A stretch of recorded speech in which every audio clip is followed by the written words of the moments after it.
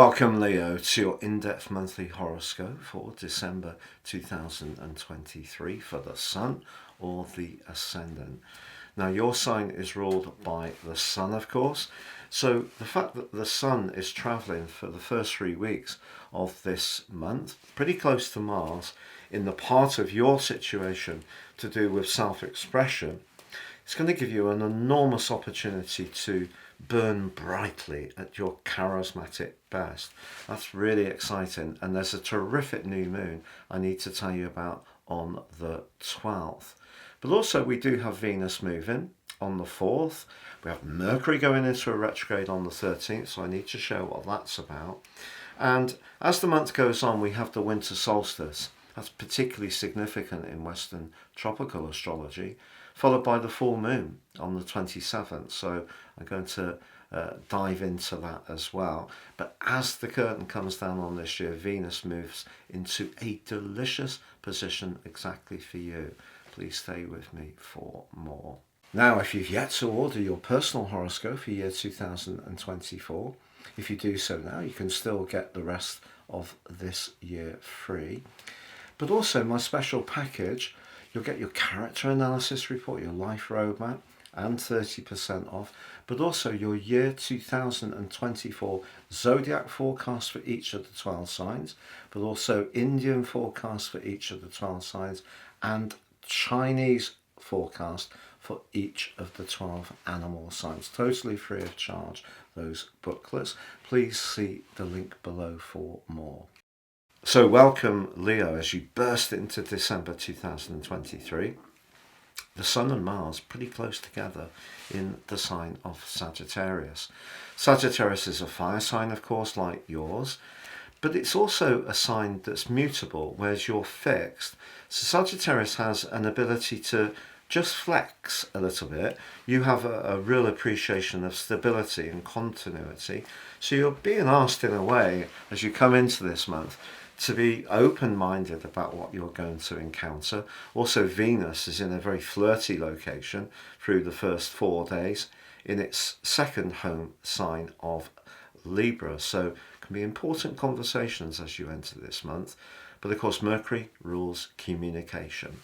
If you found in the last week of November, Leo, that there were a few changes planned, particularly around your social diary, it wouldn't be a complete surprise, because Mercury entered its pre-retrograde shadow. So this is essentially the position that Mercury gets back to once it gets to the end of the retrograde position. So it's not in retrograde, but it moves on the 1st later that day from Sagittarius into the sign of Capricorn.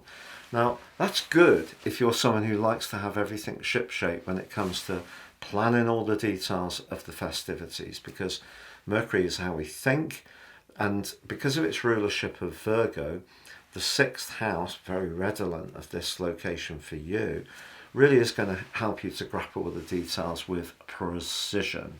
But just be aware, Mercury is still in that pre-retrograde shadow and will slam on the brakes fully on the 13th.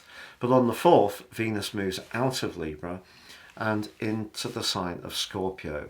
Technically debilitated, but for you, the 4th house, very much about our yearning to get the most comfortable home. So if you're doing some last minute changes, whether it's decoratively or moving some furniture around, planning a spare room for a potential guest, or you are thinking about working from home, if that's something, if work from home hasn't yet reached you, you could find, because Venus can be about money, that something you do at home, whether it's a crafting thing or some other creative interest or hobby, could be converted into something more tangible with some kind of income. Now, it could be that it's a side business or something you're going to get a lot of pleasure and enjoyment from. But on the 6th, Neptune, which has been causing mischief around your long-term financial planning, shared assets, anything to do with your direction in terms of pensions, savings and property, has probably felt a bit murky over the last 22 and a half weeks as Neptune's been in retrograde, or perhaps you've been applying a more spiritual dimension to that part of your life. Now, Saturn has also been in your 8th house and obviously can be quite a restrictive influence. So if money's felt a bit tight since the 7th of March, it wouldn't really be a surprise. All of us have obviously been experiencing a change in the environment when it comes to the cost of living, so that seems obvious, but it may be a little bit more profound for you, because Neptune retrograde may be that you've been rethinking in some way where you're most devoted, but more in a spiritual way, where Saturn could have seen you rethinking more in a practical way. Just depends on your unique situation. But Neptune doesn't end its mischief there, unfortunately, because the new moon on the 12th is in your sister fire sign of Sagittarius. House 5 forges a wonderful trine to the North Node. The North Node, having returned to Aries on the 13th of July, the true North Node last year, for you that's very much about expansion, travel, being more adventurous in your approach, but listening to your instincts, which is what the node's very much about. So this is definitely a new moon of opportunity, but quite broadly, the Sun and Mars are in a square with Neptune. And that rather imperceptible Mercury drifting energy of Neptune, 8th house, is linking in a less than helpful way with your desire to have fun, perhaps feel really optimistic, maybe even a bit risk-taking in some ways, especially around your love or social situation. But Neptune's just saying to you, just be sure that if you are being more speculative in your approach, which the 5th house can see as be, that you've got all the information at your fingertips. And that's amped up with Mercury going retrograde on the 13th, because it is in the sector of precision in your chart, the 6th house. So we can't control Mercury retrograde, it is what it is, but we can control what we do. We can either think that it's some kind of beast that's going to knock us down, that we've got absolutely no power over, or we can try to prep and prepare ourselves for where it might have an impact. Now, the 6th house is pets, it can be appointments, it can be to do with things like routine inoculations and health checkups. The dental appointment, you get that text message, oh my word, I've forgotten, I've got to do that. And then you're sort of scrambling around to move your diary around to make sure that you can go to it. So those kind of things could happen. But also the 6th house can be where we want to be virtuous. And you've got a contrast between that very exuberant new moon, because Mars is in the mix, which is saying to you, give it large, enjoy yourself. And then you've got Mercury in a much more abstemious part of your chart saying, hey, go careful, not too many glasses of bubbly.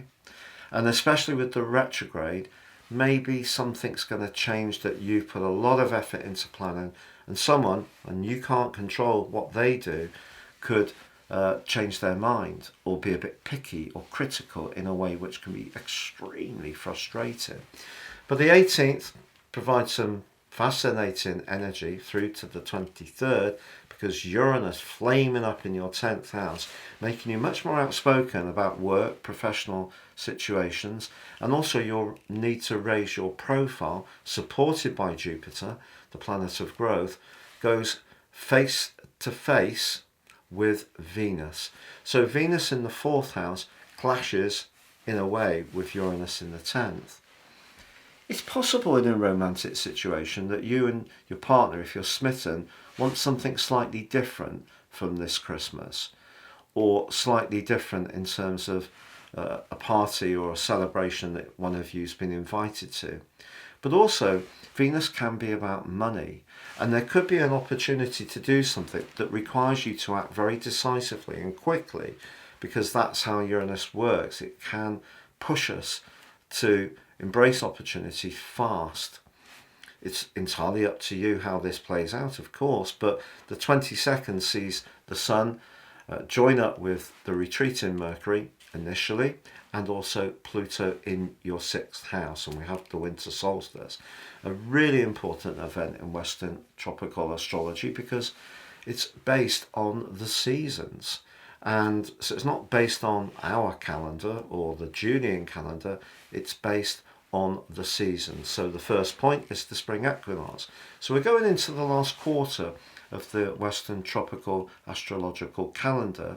And for you, the 6th house has been something that's really been very powerful since 2008 because of the mighty but tiny Pluto located in the sign of Capricorn. So this winter solstice could make you think about work, obligations, sacrifices, your responsibility to others, where you want to be of help, but also where at times you may feel a bit worn down because of the give and not necessarily much appreciation. But what this winter solstice can ask you to do over the next quarter is, if there are things that you have been supporting others with over a very long period of time, I feel you're about to emerge from that, to be honest, once Pluto moves into Aquarius on the 21st of January. Now we're going to have that brief sojourn of Pluto in its final pass in Capricorn in all of our lives, which is going to happen in the autumn in the north and the spring in the southern hemisphere.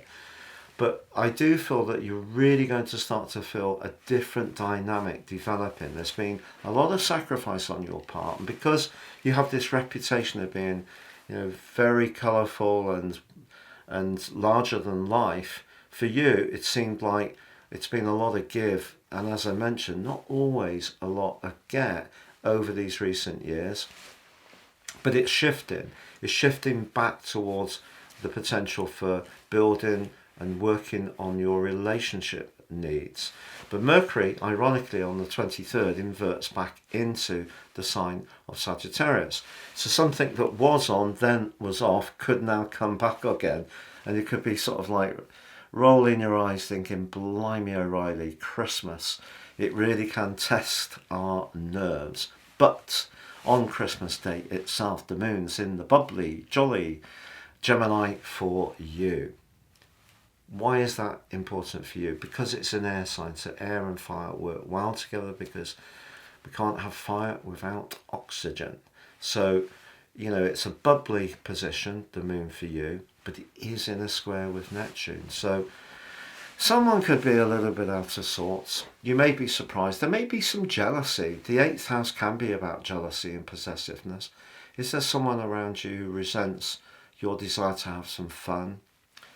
You may find that out. The full moon on the 27th sees the moon in its home sign of Cancer. But for you, a very psychological position. You could find yourself feeling a bit tender, I feel. It's ironic in a way, because Jupiter and Saturn forge a great relationship towards the end of this month, the last 2 weeks, and also take us quite significantly into 24. Jupiter growth, sector of success, Saturn in your sector of where you need to be canny with shared and long-term finances. But if you persist, Saturn, but also don't completely resist Jupiter, you see opportunities, they can flow. But because they're linking into this full moon in a positive way, it's possible that some stuff may be related to your psychological well-being. I feel that you could feel a little bit tired, to be honest, as the year draws to a close. But Jupiter does start to forge an amazing link with the Sun. And when it comes to your professional situation, that innate aura that you have is going to draw someone to you. And it could be as we get to the nip end of this year, but it could be, to be honest, all through 2024, because Mercury and Mars come into alignment in your 5th house as the year comes to a close. And I feel, because on the 29th, Venus moves into Sagittarius, joining up with them, you're actually going to regain your joie de vivre. So if you do find yourself feeling a bit sort of subdued, I know it's often the case for many of us, because people work very hard, it's got complex to keep everyone's needs happy. You can get that sort of anticlimactical feeling after the big day itself, and And then I feel that you are going to bubble up. And I think the New Year's Eve celebrations can be very jolly for you. You may even hear from someone you haven't spoken to for some while with Mercury in the 5th in retrograde. Whether that would be a romantic person or not, I don't know. But just be aware that Neptune is applying to them in a square as well. So could still be some mischief. I feel that 8th house energy from Neptune, is it to do with your need to be centre stage and someone not being quite as tuned into what you need, possibly? Or is it someone that you're trying to accommodate and they're being a bit, a bit difficult because you might want to do some different things?